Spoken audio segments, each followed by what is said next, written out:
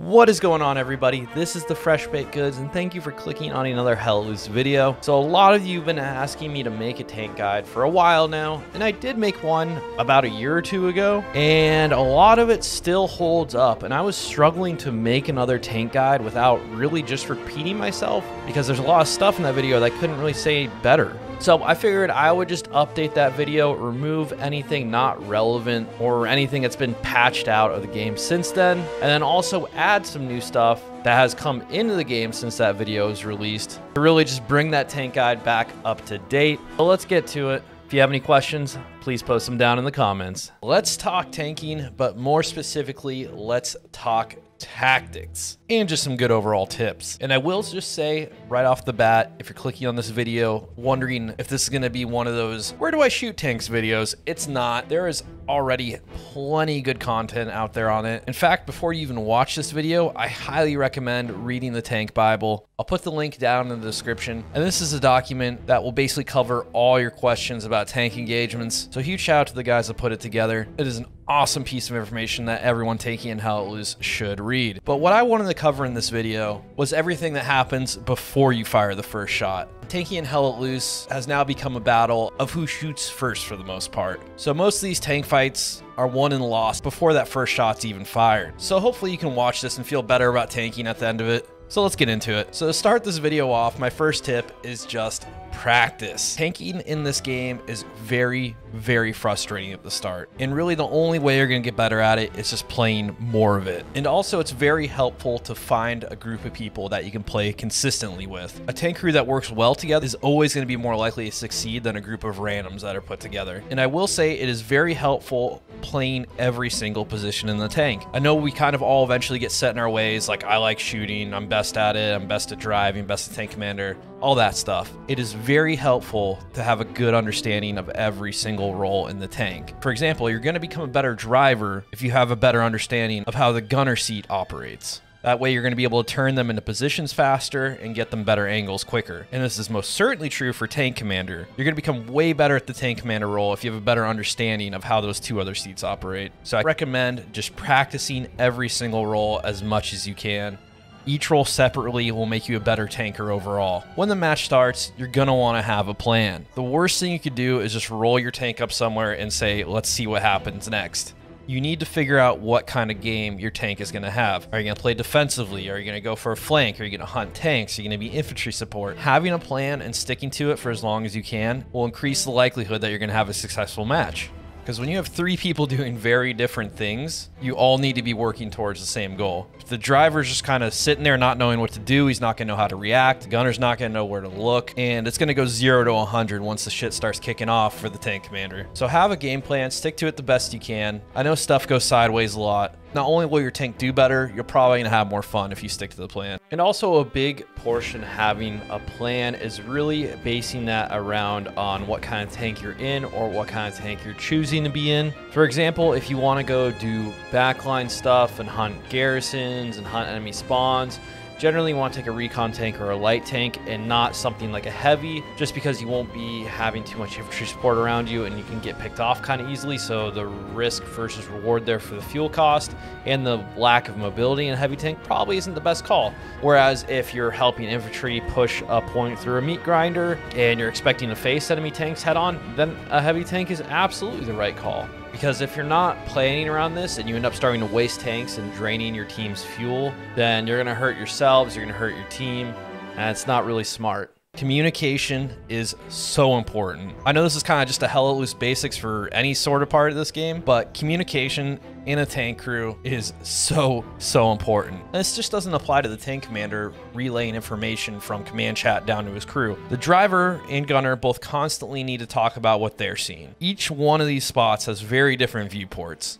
The tank commander is going to have his hands full between command chat, the map, looking around, guarding the back of the tank. The gunner could be looking off to left and right, and the driver's going to be looking straight ahead. And given that two of the three are very limited views, If something's going on, you need to say something. There's countless times where a driver sees a tank before the tank commander just because they're looking behind or somewhere else. And this just goes for basic infantry movements as well. If you see infantry moving off in the distance, let it be known. Since your viewport is limited, you need to kind of paint a picture of what's going on around you. When I'm tank commander and I see infantry around that's maybe not even harmful to my tank, I let the crew know, hey, just be aware, we have infantry behind us, he can't hurt us, but they're there. That way, in case anyone hears footsteps, they're not freaking out thinking it's AT. The more awareness you have, it's going to give you a better fighting chance. And this brings me to my most important part of this whole video. If you take anything away from this video, let it be this part. Let's talk about the map and more importantly, just information. So much of Hell Let Loose tanking is down to information, map knowledge, and markings. While this is most important to the tank commander,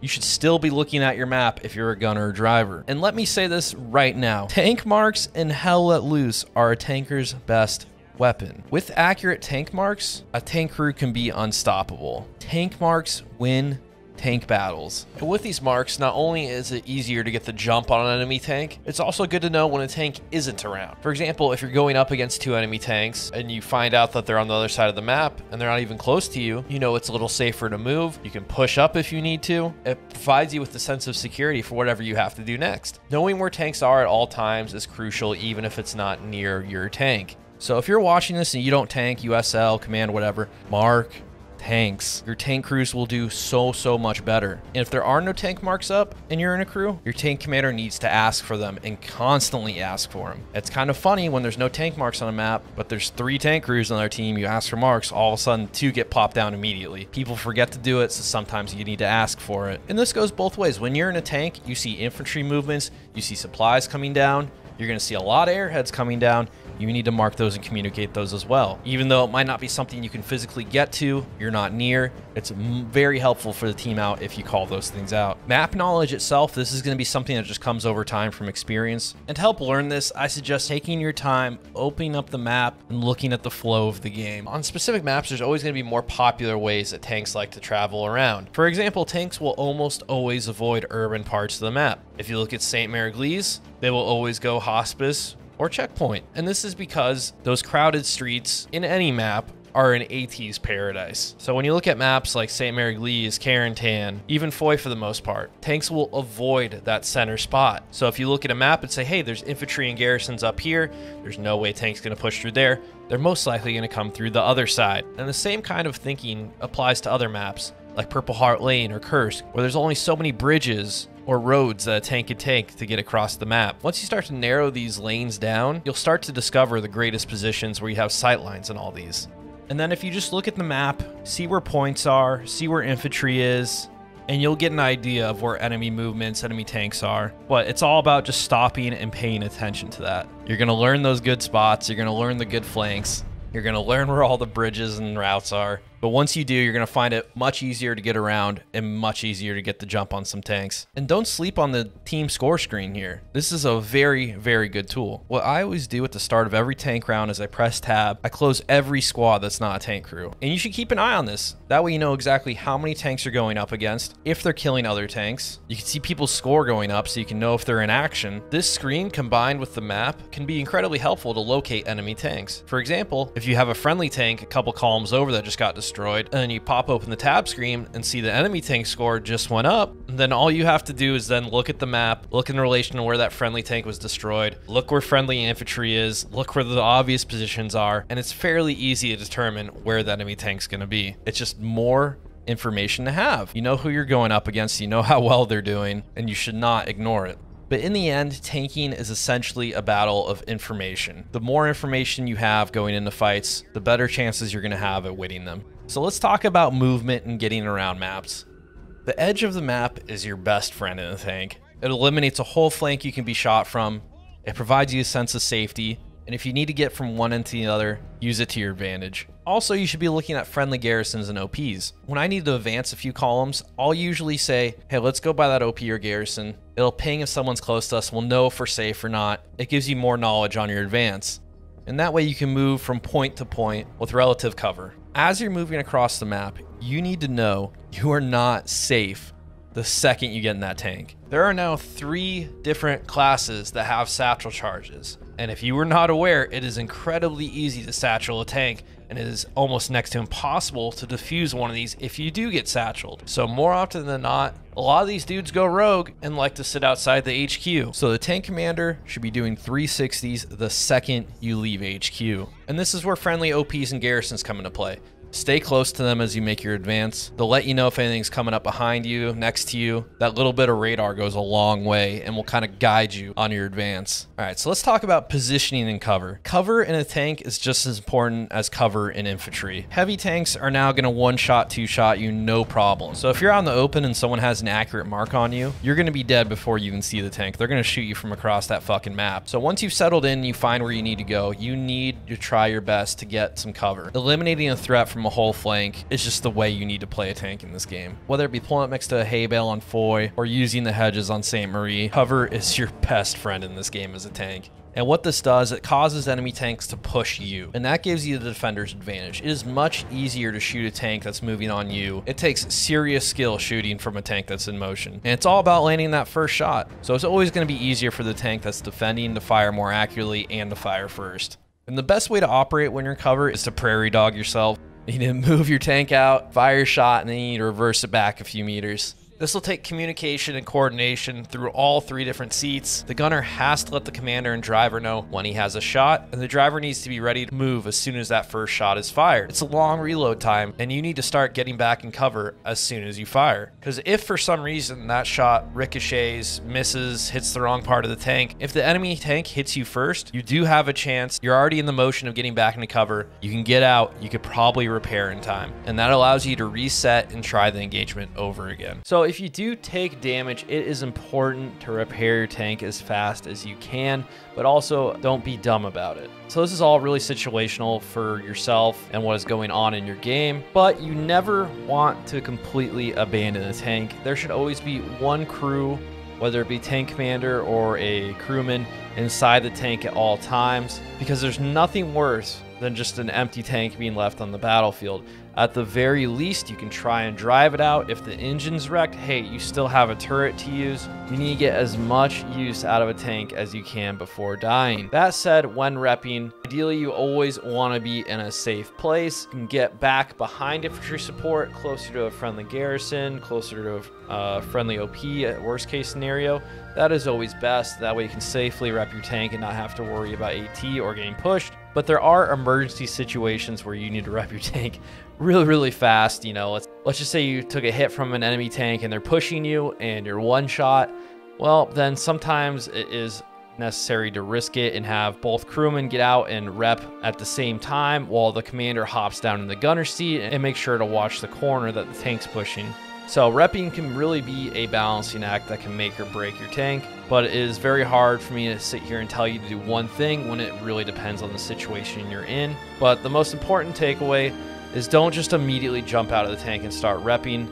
If it's not safe and whoever got out to rep gets shot immediately from infantry, well, then you're down a crewman and you're not getting repped anyways. So just be smart about it and keep it in mind. Also, elevation is so useful in this game. If you need any further proof, just look at the windmills on Kursk, the hills on St. Marie du Mont, or the beach on Utah. You're gonna be able to see tanks before they see you when you're positioned up there. So the ideal goal for you, for any tank crew in Hell Let Loose, is you should always be aiming to end up in a position that's elevated with cover. What is also very crucial, which you don't hear enough people talking about, is knowing the sounds that tanks make. Hell Let Loose does a great job of letting you determine where an enemy tank is based on the sound of them shooting. It's very easy to determine if it's a light tank or a big boy. It becomes easy to determine how far away that tank is. And to help you with this, as soon as that tank fires, do your best to determine what bearing it's coming from. Yeah. Should see him in a second. Oh, that was a shot.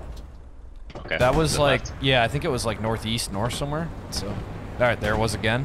That was definitely northeast. Yeah, we're like real close to him though, I think. There. Where was that? Was that to our left? That was in front. Okay. He could be other side of this hedge. Oh my god. Oh, we found him. My god. Get right behind him. Get right behind him. As soon as you have a good idea of the direction it's coming from, open up your map. Depending on what map it is, depending on where friendly infantry is, other friendly tanks, it's fairly easy to determine where that tank probably is. Now, it is important to mention, anytime you fire your cannon, the enemy can hear you. So just as important it is to listen for enemy tanks, it is important for your tank to hold fire unless they absolutely have to, or if it's a shot you can hit first. It is very easy to blow a flank. I know it's tempting when you see that little infantry dude running along and you want to make him be in pieces with an HE. But you know, there's a Tiger 76 just a couple cells over that you're moving on. Hold fire, man. It's not worth it. Be sneaky. The tank is the bigger prize here. The second you fire on that infantry, they'll know exactly where you are. And then once the fight is over, make sure to relocate. It's all about fire and moving, fire and moving. Keep the enemy guessing where you are. They will focus in on your shots and they will come for you. So it is important to talk about the Panther in this game as far as going up against it and actually using it as well. The Panther has the best mobility in 4th gear for a heavy tank. It has a 6-second reload time and it also does a decent job at deflecting shots off of its front hull with the slanted armor. So if you're playing as the Germans and using the Panther, the best way to use this tank is 4th gear all the time and really push, move from cover to cover and outflank your enemy. Panther does a great job of when you wound a tank, it is very easy to capitalize that and push. You want to shorten the distance between you and your enemy. If you're going up against a Panther, your best defense is to keep as much distance between your tank and the Panther tank as you can. You want to make sure that you're able to fall back into cover after taking that first hit, so in case it does push you, you have time to go back and rep, and then you can push out and defend yourselves. And if you're real smart about it, your position will have a huge gap between your cover and where the Panther is, so that way it has to push out into open ground. So you have a time to rep yourself if needed, and you can push back out and take care of the Panther as it's pushing through the open ground towards you. So bottom line is if you're in a Panther, you want to close in on the enemy as fast as possible. If you're not in a Panther, you want to keep as much distance from the Panther as possible, because that reload speed and mobility is absolutely deadly and it's very easy to capitalize on. So let's talk infantry support. Countless times, infantry support will let you down. Don't take this the wrong way. Infantry support is nice. Do not depend on it when you're in a tank. It is very common to have friendly infantry all around you, yet you're still going to get satcheled. You're still going to get AT'd in the back. Puma or Greyhound's going to roll up on you, and no one says or does anything. Do not depend on infantry support. That said, it is better to have friendly infantry with your tank than it is not, because there absolutely will be times when they save you. So if you do want to work with infantry, I always suggest doing a little leapfrog maneuver when you're pushing. Let the infantry push up a few meters in front of you, then you push up a couple of meters in front of them, and just keep this pattern going. If all the infantry gets wiped,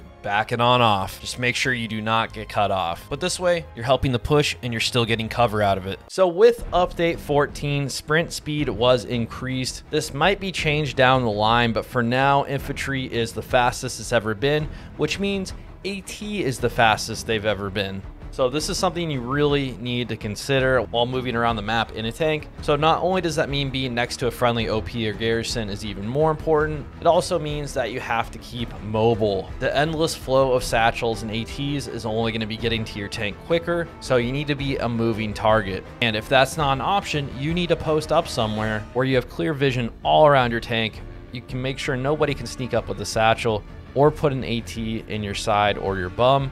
So if you're in a German tank like a Panther or Tiger, sometimes going ass up against a wall is the safest bet. That way rockets can't hit you and do hull damage, but you are still able to get killed by a satchel, so you need to keep that in mind. So it's really, you need to weigh your options depending on the game. It's either keep mobile and get away from satchels, or get in a position to where rockets can't kill you immediately.